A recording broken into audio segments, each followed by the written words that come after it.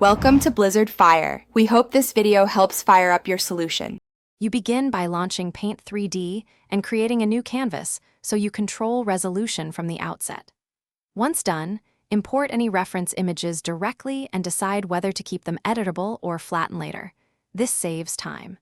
Next, add a 3D primitive or import a 3D model and place it roughly where you want.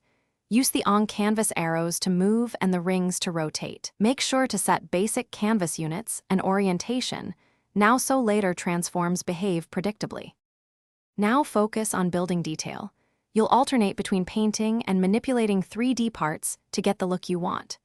Use brushes to add surface texture, and remember you can map sticker images onto a 3D face to create labels or patterns.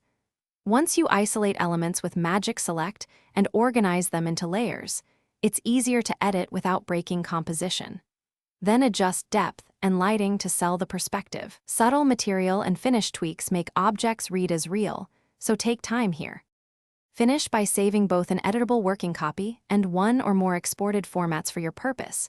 Choose PNG or JPG for images and FBX/GLB for 3D models. Once done, resize or crop to perfect framing and confirm output resolution if you plan to print. Finally, share or print directly from Paint 3D.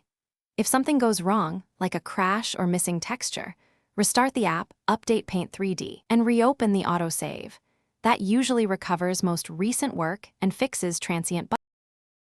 Thanks for watching. If you found this helpful, don't forget to like and subscribe.